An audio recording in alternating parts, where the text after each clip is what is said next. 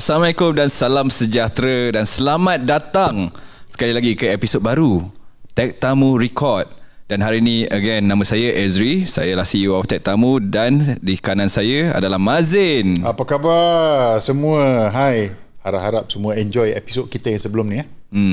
Sebelum ni kita banyak orang kata bahan-bahan kita punya founder sebenarnya. Kalau nak ikut kan banyak Tuan Syam kita lah. Betul tu. Betul. Sangat betul. Tapi hari ni kita serius sikit lah. Hari ni kita serius sikit. Hari ni kita ada tetamu yang hebat sebenarnya. Betul. Tuan Mazin. Dia pernah bekerja dengan Amazon, AWS. Betul. And then dia quit macam tu je.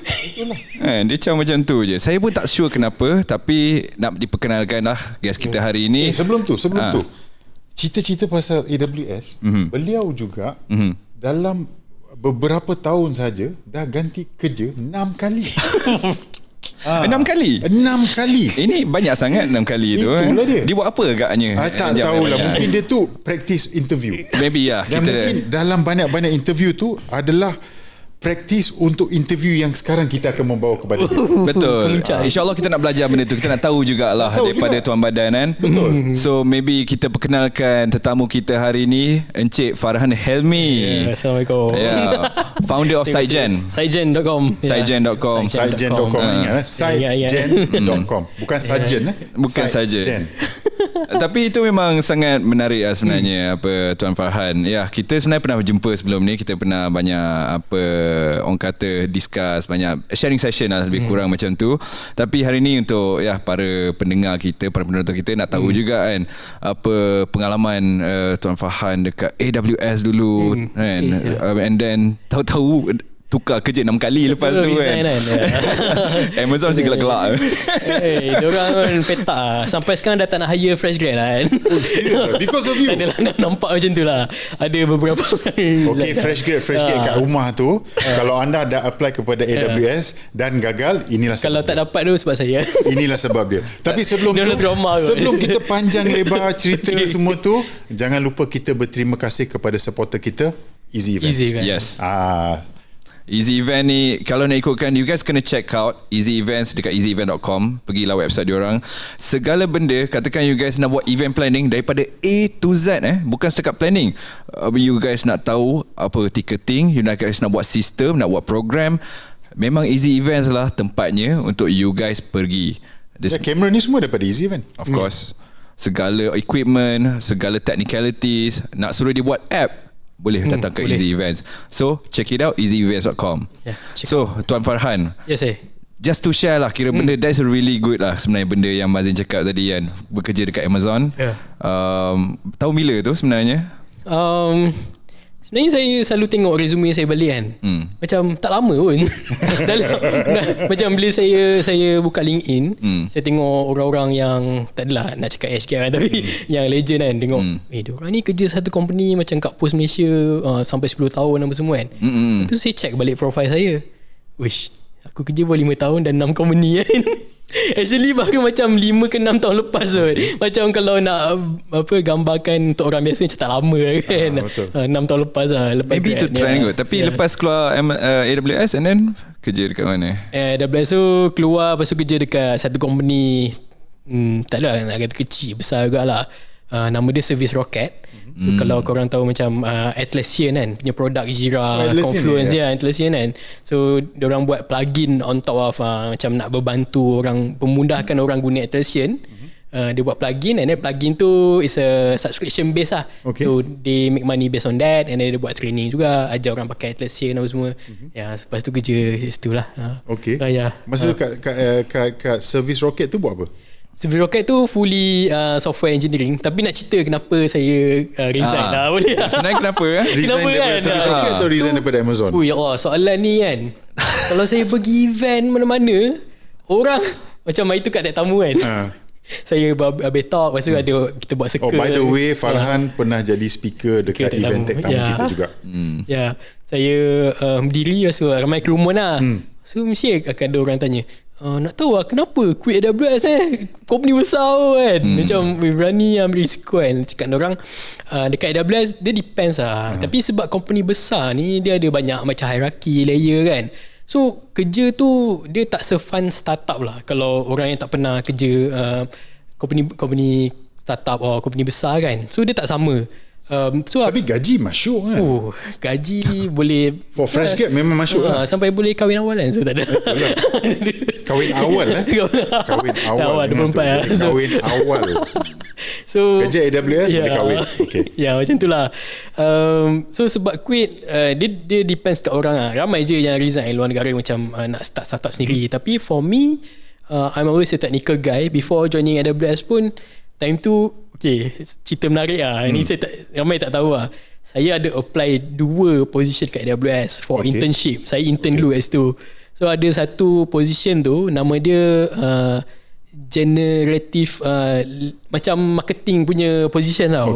So lepas saya apply, saya dapat position tu. Lepas tu saya baring kan, saya baca job description balik. You need to be on LinkedIn to go for outbound marketing apa bagai kan. So saya call recruiter tu, saya nak cancel lah, nak tarik balik saya punya application. So sebenarnya sebelum join pun dah resign, tak adalah. So macam sebenarnya beliau dah 7 kali resign. So saya pun lepas saya reject aku, saya macam ya Allah, ambil je lah kan, dah AWS kenapa tak ambil kan, walaupun position apa-apa kan. So lepas tu saya tukar lah. Saya cakap dia, boleh tak nak tukar yang position lagi satu ni, solution architect. So saya kerja kat situ sebagai solutions architect lah. Solution architect ni dia buat pre-sales marketing.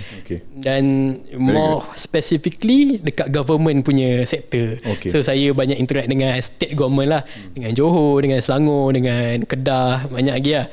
So tapi saya tak suka kerja tu. Saya sebenarnya ada banyak kali record dan delete video YouTube cakap pasal experience saya. Sebab banyak yang buruk keluar kan. So kalau ni boleh cut boleh nak cut kita masih baru, so mungkin kita hati-hati lah kan. So nak cakap kerja tapi dalam bahasa lain maybe matching lah, tak matching lah dengan peribadi Farhan. Dia tak kena dengan cita rasa. Right? So kita jangan go deep into that, tapi kita tak kena dengan cita rasa saya lah kan. Bila kerja tu balik macam tak happy kan. So saya nak tak dapat buat apa benda yang saya nak buat, iaitu software engineering. So saya pun, but you are coder right? Saya memang coder. Sebelum saya join AWS tu, actually time belajar pun saya dah kerja part time lah dekat company kat cyber. Buat job government lah kan. Dah set up apa server, load balancer apa semua dengan HP UPM bagai. So saya enjoy lah benda tu. Dan bila saya masuk AWS, saya tak dapat benda tu. I mean my boss semua try to help me lah, tapi still tak boleh touch production load kan. So dia tak dapat macam satu kepuasan lah kat situ. So mungkin kalau lama sikit boleh lah kot. Maybe boleh. Tak apa, kita teruskan. It's benda yang menarik dia cakap tadi. Sebenarnya dia ada element of fun tu sebenarnya. So kita jump sikit-sikit. Maksudnya adakah after dah keluar daripada AWS tu, the element of fun tu datang sampai yang Tuan Farhan create SiteGen sebenarnya? Saya living in the loop lah kot. Macam ada orang, macam saya selalu nasihat kat orang, tapi dia sendiri macam tu tau. Saya selalu cakap itu standard. Cerita sikit kurang faham kan. Dia macam macam kita macam fikir kan, oh maybe bila aku buat benda ni aku akan aku stay kat sini lah, fun. Tapi tiba dah setahun dia rasa bosan balik. Dia macam apa hal aku rasa bosan lah, aku nak jam lagi nak cari benda yang fun tau. So kita keep on feeding our macam nafsu ke apa tak tahu kan, nak kerja yang best kan. Tapi sebenarnya tu lah, kita kena tengok balik yang kita patut bersyukur lah dengan apa yang kita ada kan. Betul. Dengan apa, be present lah. Tapi saya juga faham macam Tuan Farhan ni sebenarnya, ini sebenarnya trait yang paling common sebenarnya Mazin. Trait yang paling ni apa, behavior atau sifat yang common saya nampak, problem solver. A lot of technical guy, macam contoh Encik Farhan ni, dia memang dia kalau katakan attach, katakanlah apa any company lah, tak semestinya Amazon, there's a limitation selalunya.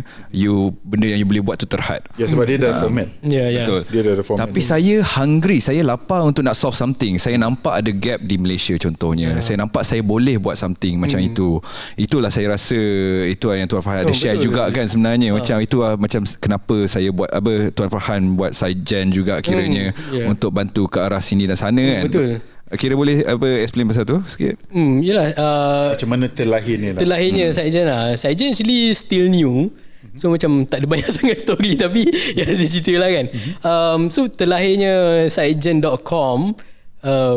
Ini funny story lah. Saya itu ada call dengan seorang Mat Saleh ni. Dia founder dia YC company lah. Maknanya funded by YC.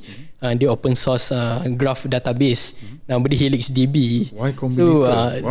Saya selalu buat video, saya cakap SiteGen kan. Bila saya cakap dengan dia sebut SiteGen. So saya macam, aku sebut SiteGen ni macam Jawa pada kan. So macam SiteGen kan.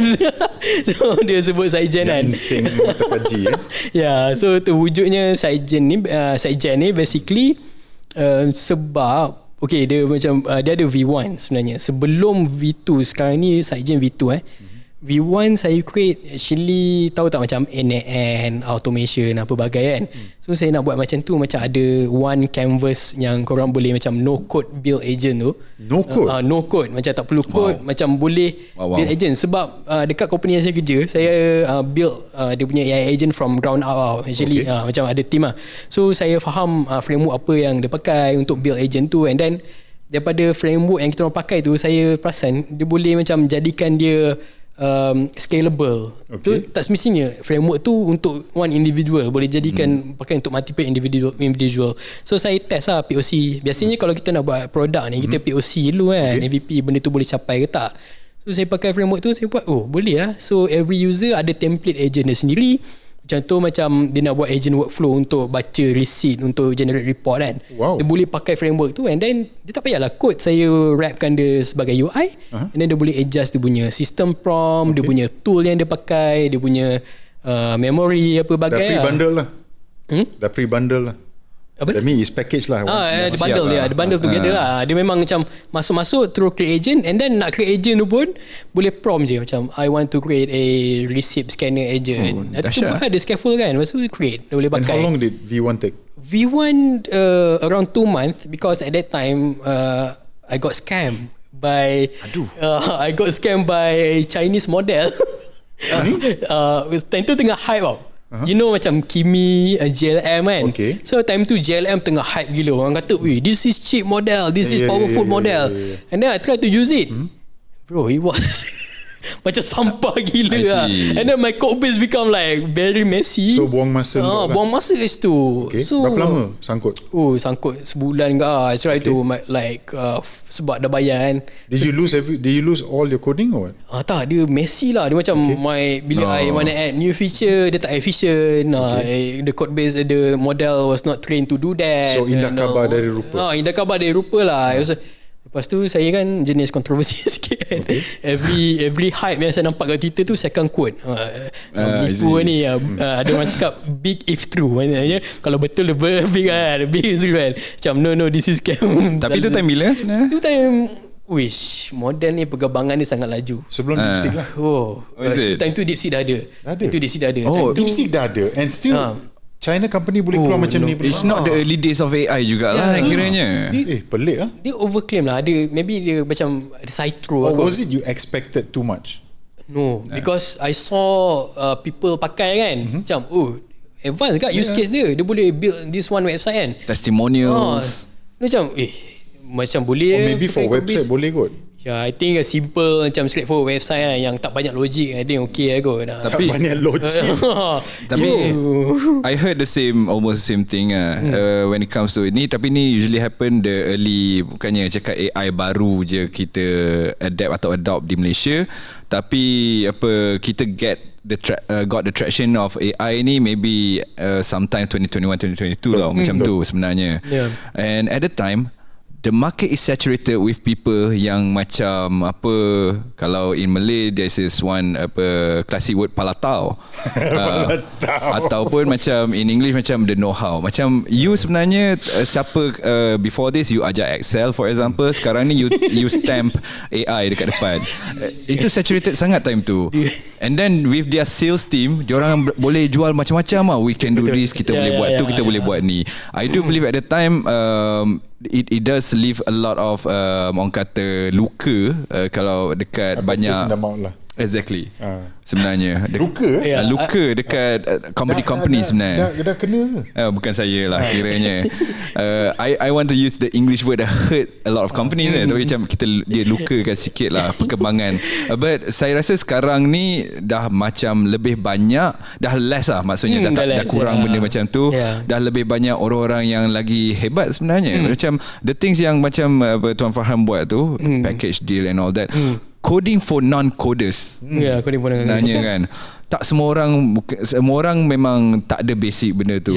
So itu saya rasa brilliant lah apa yang Tuan Farhan buat. Actually I wrote about that. Macam ramai yang macam so called nak jadi coders kan. Lepas tu I'm okay with that. Macam saya tak adalah gatekeep industri ni kan. Tapi diorang macam cakap yang benda ni mudah. Macam diorang tak pernah experience macam cakap lah kan. So I actually kalau copy paste boleh lah. Copy paste boleh lah. I actually wrote about that lah. I wrote my posting on Facebook. And then I got a lot of haters because of that lah juga. Macam I tahu kan Dunning-Kruger effect kan. Macam the amount of stupidity kan. Tu je baru sedar. So bila orang baru menceburi bidang ni, dia yalah peak of ni kan knowledge kan. So dia tak sedar lagi ada banyak lagi benda kat belakang tu kan. So I'm okay with that, but diorang kadang-kadang belittle this so-called this is real programmer lah. So I'm actually kadang-kadang hurtful juga kan. Macam what am I doing kan? Am I a joke to you? Macam I'm a real programmer. So diorang cakap tak perlu programmer, kita boleh buat semua benda ni kan. So I was like oh man, kind of depressed ke time tu. Macam dah lah si Anthropic founder tu cakap everyone can be replaced by AI. Lepas tu datang pula this one wave of people cakap benda ni juga kan. No, I'm not being toxic lah. Diorang cakap saya toxic, tapi I mean that's a reality. Betul. There's always two sides kan. Macam you nak attack kita orang takkan tak boleh attack you kan. Betul. And dekat Malaysia pun sama lah benda tu jadi juga kira. So yang mostly yang haters ni orang sini. Mostly orang sini lah. Saya punya audience saya punya audience mostly Malaysian. Okay. Yalah, dia orang macam ada lah orang yang tak puas hati kan. Tengok je. Mana layan kan. I can't believe we started off talking about AI or generative AI agent and all that.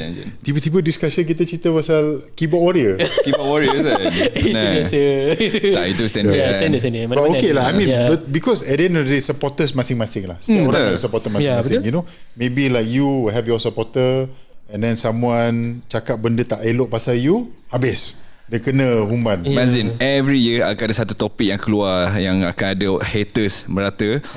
You beli goreng pisang cicah sambal kicap ke cicah tu, confirm ada hater. Hater kita tak boleh halang lah. Maksudnya the point is kita tak boleh nak halang. Tabak kuah bawang ke kuah kari. Exactly kan. Bawang merah tu ke kuah kari. Bergaduh. Datang lagi seorang, saya makan dengan mayonis, habis.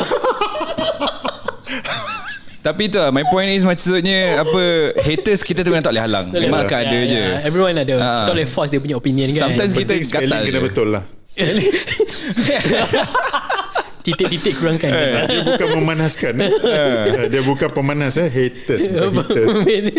Tapi kita ada discuss pasal about macam mana AI punya situasi di Malaysia. And saya believe sekarang ni semua orang dah tahu sebenarnya AI yang penting. Semua orang tahu. Cuma tahu Tapi tak semua orang tahu. Semua tahu macam makcik-makcik yang jual goreng pisang ke ataupun big companies ke. Pasar Siti Khadijah. Betul, budu kat Pasar Siti Khadijah. Semua tahu AI. Okay, faham AI ni penting, tapi nak buat macam mana? Apa kita patut start? How do they start? I see the trend now. Macam people akan always rely to third party ataupun model outside. But the government keep on pushing of model sovereignty or data sovereignty kan. Which means you need to invest of course YTL ada data center apa semua, and then you need to invest on developing your own model lah. But that one for me kind of impossible, sebab cannot be possible. Why? Susah. It takes a lot of budget and a lot of time. You know how much like Anthropic, OpenAI invest on their macam technical team, and you don't want to know lah how do they get their data. From which source kan. Memang benda tu memang dia orang pun tak openly kan.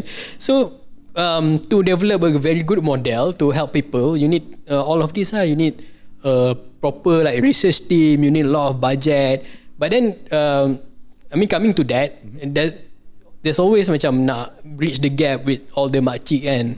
Macam dia orang nak pakai AI tapi tak tahu macam mana. So we nak tak nak kita kena push macam yang ada existing ni lah AI yang ada. So macam Canva yang ada. Whatever LM yang ada, Canva AI ke apa semua kan. So I nampak lah ada orang ajar prompt. So pakai Bolt, pakai Lovable, pakai itu semua kan. So itulah, I also don't know what's the future kan. Dia macam bercanggah dengan apa yang government cuba bring. Tapi macam orang kat bawah ajar makcik ni pakai Canva. Canva is a Australian ke apa, tak tahu company kan. And then pakai Bolt is a SF company. Lovable is a SF company, SF funded. So what happened to all the makcik tu punya data apa semua keluar kan. I mean it's a valid concern. So this is the red flag lah. The red flag dalam AI. Yeah, it's a valid concern, but then macam ni kita nak train satu model yang padu tapi sama dengan taraf dengan diorang kan. So I mean for me, I'm looking at the bigger problem compared to macam orang tengok macam gap nak isi dekat makcik kan. So I was like okay, for me to push, you can push your own model. Macam boleh je nak data sovereignty apa, tapi kita kena pastikan use case atau demo yang kita show kat makcik tu sebagus setaraf Canva, setaraf Bolt, setaraf ni. They don't care whatever they use behind. I mean the government care lah. They don't care whatever they use behind, but it must be good. For me as a programmer, saya macam try je macam tadi yang try JLM semua kan. Tak bagus tau. So same situation lah. Kalau makcik tu dia nak AI tu baca Excel dia ada 1000 row. Dia pakai model yang apa, tak nak, I don't want sebut nama kan. So macam asal model ni macam fikir lama sangat, asal model ni macam salah ni dia kira aku punya balance sheet ni. Salah kira kan. So macam that's weird. So macam model apa yang bagus untuk buat benda ni? Of course lah, macam cloud apa semua kan. So kita kena Claude. Kita kena fikir on that lah.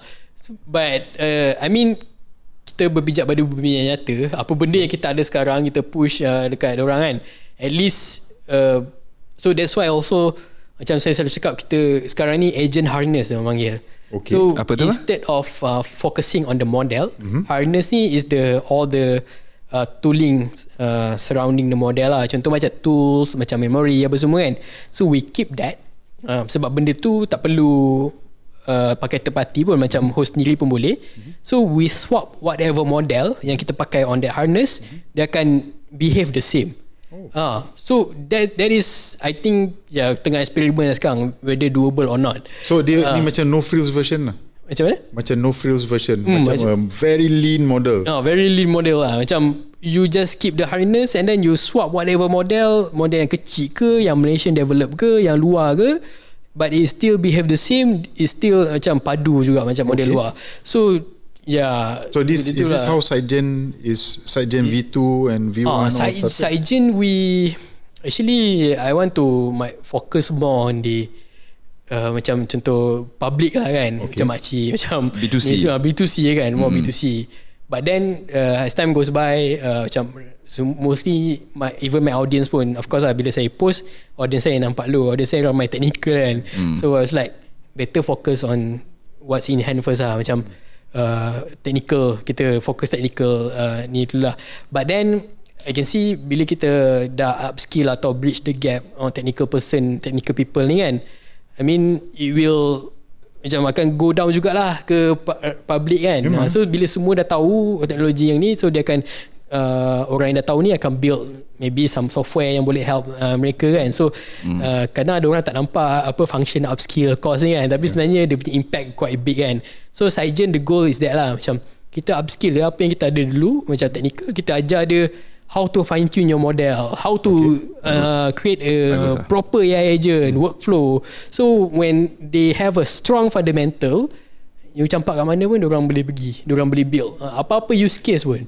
So for me as a builder, as a macam solo founder kan, saya banyak talk dengan orang. So macam saya diorang minta buat ni kan, so saya selalu cakap what is your goals. Saya akan drill down lah sampai the most like optimize ataupun golden workflow lah orang panggil. So kita tak nak build benda blindly lah. Tu akan merugikan orang yang builder dan juga orang yang akan pakai kan. Contoh penyakit yang paling parah kat software ni, build tak pakai, user tak pakai kan, selalu kan. Canggih sangat. Canggih sangat ke, adoption susah kan. So I don't want that lah. So that's why if you want me to build something, I will drill down, I will macam nilai lah dulu dia punya idea tu, macam apa yang nak capai dengan AI ni non-deterministic, macam kita tak boleh expect dia nak buat apa kan. So we must really set the goals, suruh dia build. So benda-benda macam tu lah. Bila tanya makcik apa goal utama? Nak kaya? Nak duit? Nak pergi haji? That's one of the reason kat saya banyak deal dengan technical people lah. Sebab technical people ni macam programmer kan nerd kan, so dia straightforward dia tahu apa 1010 lah. So bila deal dengan ni itulah. Tapi betul sebenarnya bila kita bercakap we use makcik as contoh banyak tapi kita bukan rendahkan. There's no specific makcik, but in general kiranya SMEs contohnya, penjual tak kisahlah you buat bisnes apa, sambal, keropok, exactly. Usually the legacy macam the typical legacy model untuk businesses adalah, maksudnya kalau saya lah contohnya Mazin buat sambal colour merah, saya punya nak kembangkan bisnes, saya buat sambal colour hijau. Itu saja contohnya product variation. Tak jauh lah kiranya. Sekarang zaman ni itu bukan caranya sahaja. Kita boleh buat, includekan teknologi dalam bisnes kita. Betul tak? Kita masukkan AI, automation, benda-benda seperti itu banyak membantu peniaga-peniaga juga zaman sekarang. Itulah zaman kita sekarang ni, betul tak Farhan? Saya dah nampak banyak gila use case orang buat tax filing pakai AI. Memang bila boleh start ni? Accurate ada seorang, my startup yang saya kerja tu, kita orang buat balance sheet apa semua kan pakai AI. So any expenses apa semua kan, campak bank statement. Takut lah. Kan dia boleh ni lah proses lah. Ada issue lah back to the data. Sovereignty. Betul. Security Data tu pergi mana? Betul, data tu pergi mana kan. But then if you use like enterprise AI, kita sign business agreement lah. Kita tick je, don't use my data to train your model, tapi kita tak tahu tak gimana. Betul lah. That's always the problem. Wait. Because the thing is, while you say that kan, data sovereignty, you say tick, so don't use the data. But the problem is, data tu akan terpakai anyway by the AI itself. By the AI akan consume. By the LM, right? Yes. I think during a talk that day you also mentioned, the data pun memang dia sebenarnya tidak boleh. It's illegal lah. You know, I think those of you in Malaysia pasti tahu sedang hangat kes Khairul Aming. Maxis. Dia punya bill Maxis. Macam mana boleh tahu? Exact. Benda tu yalah, boleh Google je. No, memang tak boleh Google lah. But you see, this is a simple thing. Here we are talking about big company information. Balance sheets, your profit and loss, benda tu yang sangat-sangat critical to a company.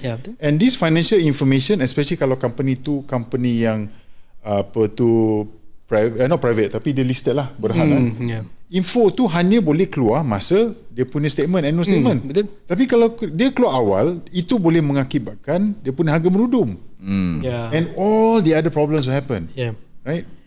So that's why kita tengok dekat social media, the US player, big player, ada dua kolam. Satu kolam yang sokong Chinese model. Sebab Chinese model ni open weight, kita boleh host sendiri. But then dia besar lah kan, kena ada, sebab tu cakap kena ada big investment lah kan, nak host this kind of model kan. So dia lagi satu kolam memang sokong this macam Anthropic, OpenAI kan, yang dorang buat close model ni. So saya pun tertanya juga, diorang tak ada concern ke macam what data goes in, macam apa kita feed dekat LLM tu kan. Macam apa sebenarnya, mesti ada sorok something actually kan. Walaupun kita tick the box, they can always do anything. Kita tak tahu apa yang berlaku di belakang, whether data kita encrypted ke apa semua kan. Sebab dia manipulated kan, guna untuk screen LLM kan. That's a legit concern lah. Cyber security memang sangat-sangat penting sebenarnya at the end of the day. Sebab kita kan, contoh Mazin kan, kita tidur hari ni, esok there could be a new update on AI. Ada benda baru datang, cyber security kena catching up to that juga kan kiranya. Especially bila kita macam Tuan Farhan lah, banyak ke B2C. Banyak B2C maksudnya duit-duit makcik, duit-duit pakcik lah yang akan affected dekat situ. Betul lah tu. Bukannya kita kena assure kan, kena bagi assurance lah kepada orang. Tapi menarik lah bila discuss about this SMEs atau business lah. Contohnya lah, saya ada jumpa dengan, for example, SME Corp contohnya. Baru-baru ni pun saya ada berjumpa dengan orang InScan contohnya. Under this government agencies pun contohnya adalah SME Corp ada lebih 6,000 SMEs bawahnya. Bawah InScan ada lebih 4,000 peniaga-peniaga micro entrepreneur semua tu kan. Semua tu diberi tahu adalah program-program yang nak membantu mengembangkan bisnes. Tapi macam saya cakap, dah semua tahu kepentingan AI tapi tak tahu macam mana nak adopt sebenarnya. Saya rasa benda yang Tuan Farhan buat ni, SiteGen ni contohnya, agentic. To have AI agent tu antara satu adoption yang rasa paling mudah atau paling simple untuk difahami untuk bisnes-bisnes macam ni. Betul ke? So the problem I see with SiteGen, dia bagus, dia mengajar orang fundamental kan. But for existing business macam SME, dia ada macam, okay lah kita bagi satu situation yang kelakar agak, baca dekat orang attack poster AI kan. Of course. Poster lepas tu dia reply, yang macam Ahmad's Fried Chicken tu. Macam Ahmad's Fried Chicken mana-mana lah, orang attack poster AI kan. Lepas tu dia reply, aku ada banyak lagi benda nak fokus, nak jual barang, pasal poster aku kau nak attack macam tu. So this sama juga macam agent kan. So dia, I mean for me SiteGen, sebab apa saya buat SiteGen? Sebab saya bagi kebebasan kepada orang bila-bila masa dia nak belajar agent, dia nak belajar fundamental of agent. Sebab faham lah SME dia ada day to day BAU dia kan. Dia kena cari duit. Takkan tiba kita nak paksa dia pakai agent kan. Takkan kita nak paksa dia pergi workshop, paksa jom lah Sabtu spend mata. Benda ni take time. So dan kerja hakiki jalan. Business kena jalan. So, bila nak dia adopt something yang very new to them, macam dia kena ada bagi masa lah kan untuk benda tu. So SiteGen, one thing I try to solve is itulah, ajar fundamental agent and then how to design a customer support agent yang you can tweak the prompt and then it will handle macam customer query, macam inbound datang daripada WhatsApp leads apa semua kan. So dekat situ memang kita ajar memang all the fundamental lah. Dan paling bagus you subscribe memang self-paced lah. You bila-bila nak buat baca course tu boleh. So itulah yang saya suka tu, macam yang Tuan Farhan cakap lah, kiranya dia bukannya cater every company atau every peniaga-peniaga susah. So yang penting diagnose dulu kan bisnes sendiri, apa yang you perlu, apa yang makcik perlukan untuk AI bantu. Itu yang paling bagus. Dia jimatkan kos, dia lebih mudah dan lebih murah. Dan itu adalah segue kita untuk sponsor kita, Easy Events. Sebenarnya murah Easy Events. Saya nak bagi tahu kat semua orang hari ni untuk pergi check out website easyevents.com. Sebab easyevents.com ni lah tempat, katakan semua nak buat daripada A to Z, daripada sistem, daripada event, daripada functionality, semuanya Easy Events boleh bantu. Buat planning pun boleh, nak buat birthday anak pun boleh. Kalau nak, book lah Easy Events. Check it out, easyevents.com. Itu segue kita. So macam tu lah. It's a big problem and it's a good problem to have. Memang sebab this thing still baru lagi lah. Memang baru 2 tahun pun. Memang dia punya teknologi investment pun sangat lah rapid. Dalam 6 bulan dah gila. Tidur esok bangun keluar. 6 bulan tu katakan benda yang kita rasa baru, tapi sebenarnya itu dah ini dah outdated atau dah lama. Sebenarnya itu satu benda. Itu ke benda yang kalau ada lah Tuan Farhan, kalau nak your insight itu lah, Tuan Farhan dia banyak pengalaman dekat situ. Sebab itu 6 company dia kerja 7 7 tadi yang kira 7 Kalau kita kira internship pertama yang dia reject tu kan, dapat offer tapi dia reject. Tu baru 7 lah. And then Tuan Farhan ada banyak sebenarnya pengalaman ataupun benda yang Tuan Farhan nampak dalam ekosistem kita di Malaysia. Contohnya itu salah satunya yang Tuan Farhan share tadi adalah some sort of saturated yang pakai business model daripada China. Tapi yang sekarang ni, contohnya kita sekarang dekat tahun 2026, Tuan Farhan ada tak rasa macam okay, by 2030 Malaysia mungkin akan jadi macam ni in a good way, atau mungkin akan jadi seperti ini in a bad way? Ada tak pendapat kat situ? Soalan panas ni. Brain drain pun one of the biggest issue lah. Brain drain, benda yang orang talent kita banyak pergi luar sebenarnya. I have a lot of friends yang kerja dekat US company. So that one pun satu juga. Dan kita punya, so jadi berita yang kita baca yang katakan nak dekat 50,000 orang Malaysia akan claim balik dia punya pekeso sebab dilepaskan kerja, bukan pasal company tu tak baik, ini sebabkan dia orang pindah lah kot. Ya, rasanya lah, sebab ramai sangat kan. Macam offer you cerita lah tadi, you say what your friends macam brain drain ni is a real issue jugalah. And then kita punya ekosistem ni agak hot, kontroversi sikit lah kan. So sebab saya pernah pergi US, so dekat sana you can reach out to head of AI daripada Stripe ke mana kan, petang tu dia boleh sign you 200k check untuk fund you punya idea of business. Oh, relax. Angel check kan. But dekat Malaysia kita tak ada. Kita susah buat benda tu. I mean of course lah, kita GDPR rendah, and then tak ramai orang kaya kan. Of course lah, tu one of the problem lah. Malaysia pun pergi overseas. Malaysia pergi overseas kan. So that kind of problem, I mean if you want someone to be ambitious, it's always about the money, you know.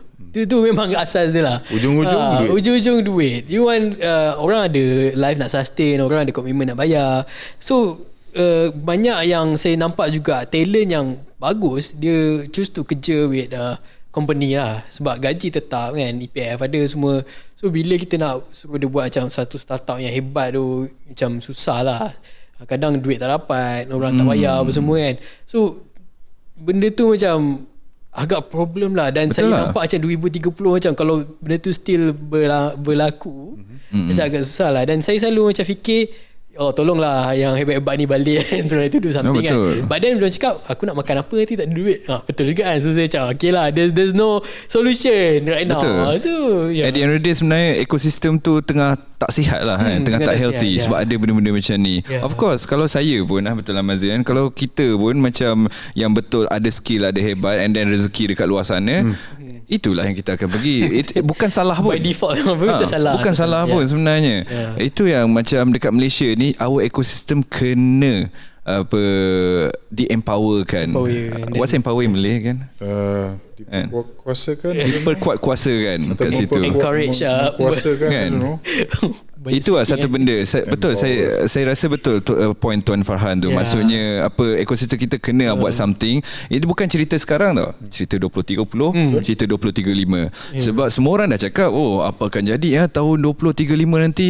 Nanti kereta terbang ada lagi ke tak tahu kan. Tapi AI mesti akan ada dalam hidup kita kan. Dan satu lagi, sebagai programmer lah kan, kalau saya tengok ke depan lah, macam dia punya kemajuan tu sangat pantas kan. Saya memang takut sangat hilang kerja. Dan bila saya sembang kawan-kawan, semua ada perasaan yang sama. Dan mostly macam di stack programmer kan, semua macam tengah dalam di awang-awangan lah. Macam, so ada anxiety sikit lah. Anxiety memang through the roof lah right now. Memang everyone is like that. Dan saya macam dalam masa yang sama in denial ke faham. Tapi benda tu reality. Dan sekarang ni tiba sampai ramai pula open to work kali ni kan, lay off kan, company tutup apa semua. Dan benda tu pun saya rasa impak dia sangat bahaya lah dekat ekosistem kan, sebab AI. Dan but AI, you have said also in your own show, you've already in your own vlog kan, you also mention kita boleh kerja dengan orang, tapi at the same time orang tu pun boleh buang kita anytime. So I think that's just part and parcel lah. Just like how you have switched many jobs along the years, so employers also have the right to also sorry lah, terima kasih, bye. Ya, betul. mana-mana pun lah kerja kan, I always have that saya selalu ada mindset tu yang kita akan dibuang bila-bila kan. Betul. So bila saya banyak interact dengan fresh grad juga. Saya cakap dengan diorang, korang kena always upskill lah. Hari-hari you must learn something new. Ini sebelum zaman AI tau. Saya cakap dengan diorang, you kena buat project, you kena belajar framework baru, you kena keep up with the trend. And then ni zaman AI, lagi lah you kena laju. You bila interview kerja, ni fresh grad punya kerja ni, interview kadang dah lah gaji rendah, tapi dia tanya soalan macam-macam. So this is also one of the problem yang sangat saya nak tough lah. Maksudnya segala progression of AI, kemajuan dan perkembangan ni akan mempengaruhi workforce lah in the future kan, kiranya akan affect. So itu lah, saya ada jumpa ramai juga programmer ataupun developers yang sangat brilliant and all that. Some of them ada beberapa daripada mereka memang dah tengok beyond AI, dah lihat. Maksudnya semua orang nampak, betul tak Tuan Farhan? Maksudnya dengan satu switch je tutup, apa jadi kan? AI tak ada, internet tak ada, apa jadi? So banyak yang kawan saya yang technical ni pun dia orang dah nak buat solution. Dia orang semua hungry. Dia orang semua lapar macam Tuan Farhan, nak buat something, nak solve something. Dia orang dah akan fikir solution untuk nak solve benda yang tak menggunakan AI. Brilliant tak? Brilliant. Contohnya homeschooling lah, benda-benda macam tu. Itu yang jadi trend sekarang ni. Dan saya which is sebenarnya saya rasa antara solution lah. Tak tahu lah, sekira kita pun tak tahu apa akan jadi tahun 2030, tahun 2035. Tapi saya rasa semua yang bijak-bijak sana kita mention about student UiTM lah, student university lah. Student university, semua tu betul lah nasihat Tuan Farhan. Make sure belajar, make sure progress, make sure become a builder. Saya cakap orang korang keluar jadi petani lah. Sebenarnya betul sebenarnya. Tapi even petani pun pakai AI. Agtech, agrotech. You talk macam couple years back, I pergi dekat Bukit Belanduk. So Bukit Belanduk tu dekat daripada Port Dickson lah. And then these guys, diorang ni penternak udang galah. Oh wow. Tapi dia pakai IoT bro. Dahsyat. Dia pakai IoT, dia gunakan drone untuk jaga dia punya kawasan, bagi makan. Dia boleh schedule pukul berapa bagi makanan semua tu. Dia kata you hanya perlukan 5 orang untuk 1 ekar. You pergi cuti, tak ada hal, pergilah cuti, tak ada masalah. So benda tu, this was like 3-4 years ago. Betul. Sekarang tak tahulah macam mana dengan the advancement. Betul. So don't laugh, when people say petani pun pakai AI tu. Tak lama lagi I think dia punya kerbau tu pun pakai AI lah. Betul. Cyborg kan. Cyborg yang tak ada keluar tinja. Boston Dynamics company. I swap sikit So did you know global warming is caused by methane? I mean, one of the factor lah. One of the factor is methane. And the highest emitter of methane, apa? Data center ke apa? No, lembu. The beef stock industry.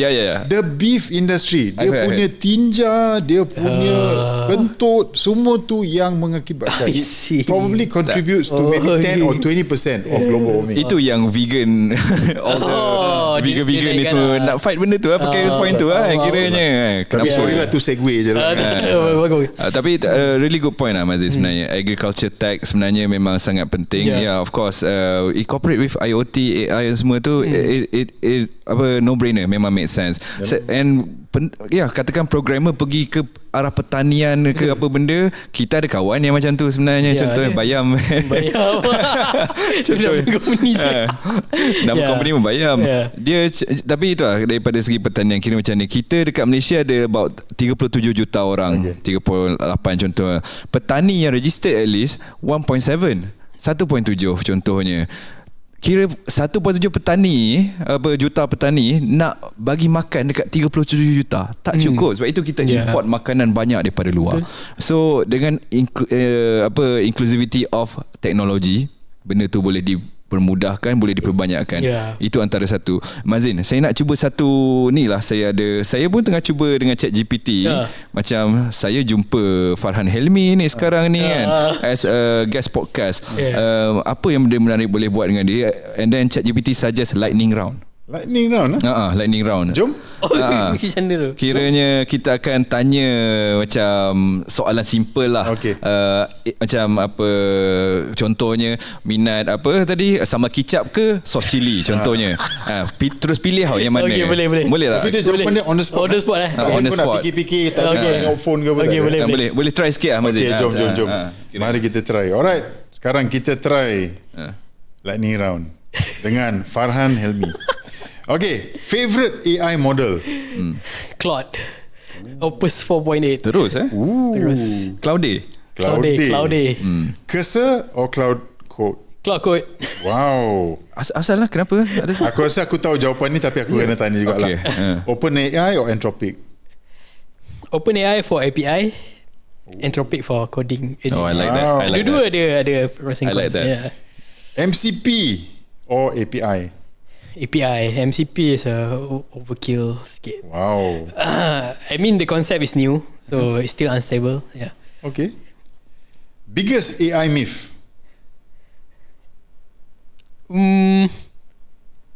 We don't use your data to train our Wow. Myth. One AI tool everyone should install today.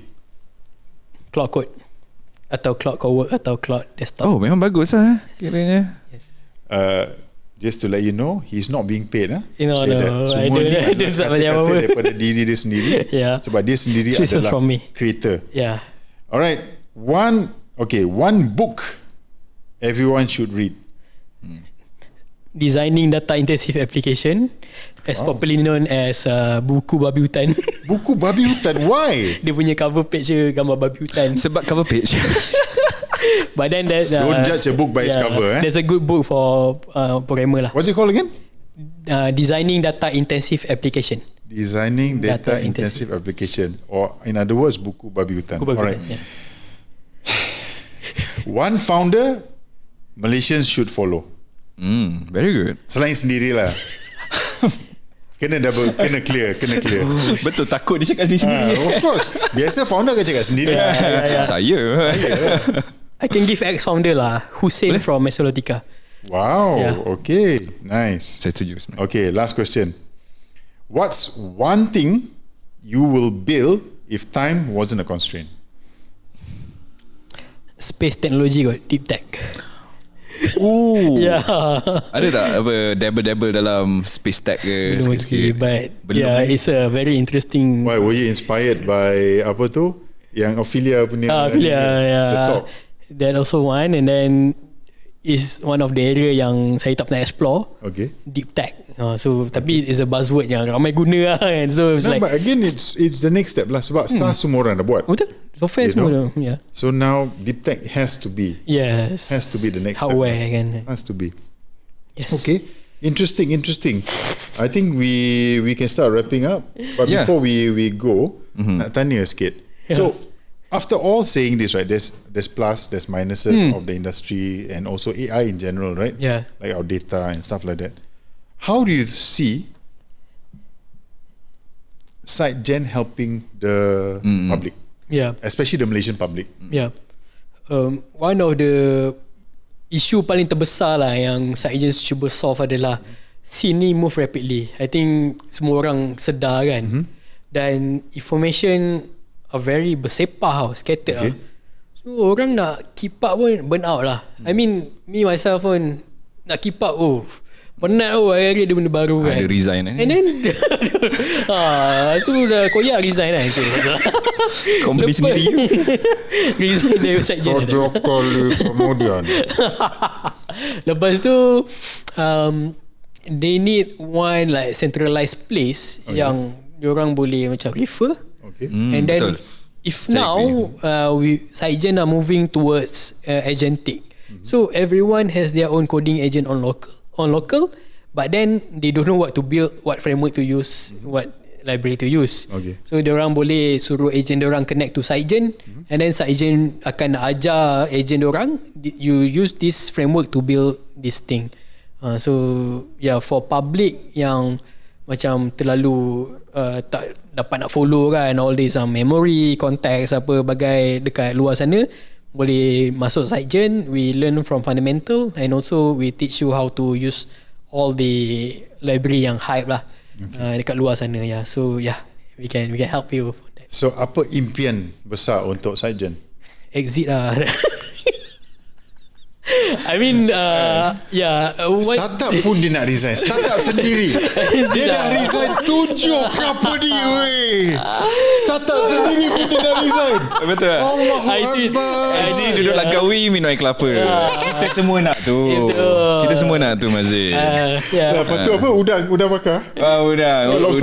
Lobster bakar datang bagi. I actually tweet about that this morning. My ultimate move, resign from my own company. I was like memang sebenarnya kita punya apa, betul lah, baru bagi ni sebenarnya. Tapi itulah, terima kasih banyak Tuan Farhan sudi datang dan apa, of course Tuan Farhan dah datang kat event tetamu kami bagi talk 45 minit. Itu yang kami sedar, 45 minit tak cukup sebenarnya. Ni pun podcast ni banyak gila sembang yang kita cukup. Kita boleh santai-santai. Ini sambung kat banyak potong ni. Kita sambung kat mamak je lagi kan sebenarnya. And to everyone out there, ini satu benda yang kita nak buat sebenarnya. Kita nak tunjuk dekat semua orang on the ground sebenarnya pengalaman semua tech companies, developers, coders seperti Tuan Farhan kan, pengalaman mereka, dan juga diorang ada dapat apa insight ataupun apa pendapat yang lebih untuk tuan-tuan dan puan-puan dekat luar sana. Dan bukan setakat anda menggunakan handphone anda, menggunakan AI, ini kita membawa lebih dalam. Lebih dalam. Bawa lebih dalam. Dan sebelum kita end our session sebenarnya, sekali lagi lah kita Mazin, kita sebut pasal Easy Events kita. Easy Events kita ni memang apa penaja untuk Tech Tamu Record. Kita sangat-sangat berterima kasih lah kepada mereka, kerana tanpa mereka kita tidak ada bermulanya di sini. You know, semua program-program kita, apalagi kalau anda mungkin pernah datang ke Tech Tamu kita, events kita, mereka selalu di sana. Jangan lupa singgah easyevents.com. Betul. Dan last nak promote my social lah, supaya nak contact kan. Betul. So SiteGen, macam mana orang nak tahu lebih lanjut, macam mana orang nak download and all that, please. So boleh cari saya kat LinkedIn, Farhan Helmi, HLMY. Saya ada buat instead of like terlalu jual SiteGen lah, saya ada sharing pengalaman, helping like fresh grad cara nak cari kerja, ada buat YouTube juga cara nak interview dalam bidang tech, dan sebab saya selalu baca blog dari luar kan, so saya transferkan knowledge tu, tulis my own like blog lah. What to follow, apa trend sekarang, so boleh follow my socials, thread apa semua ada selalu share lah. Dan for SiteGen, you just go to sitegen.com, SIDEGENT, boleh register lah, dan boleh reach out dekat LinkedIn or anywhere. Alhamdulillah. You heard that, memang sangat-sangat bagus dia punya konten. Farhan punya konten, apalagi pengalaman dia untuk interview. Sebab dia dah banyak kali interview banyak gila majikan. Alhamdulillah, setakat tu je masa kita ada. Again, terima kasih Farhan sudi luangkan masa untuk kita. Betul. Terima kasih Farhan, dan harap-harap anda tak tersinggung dengan tak ada, santai lawak jenaka yang bodoh ni. Tiki-taka sikit. Tiki-taka. Sampai jumpa lagi. Sampai jumpa lagi, insyaAllah. Jumpa lagi semua. Bye. Don't forget follow Tech Tamu juga. Subscribe YouTube Tech Tamu. Sampai jumpa lagi. Bye-bye.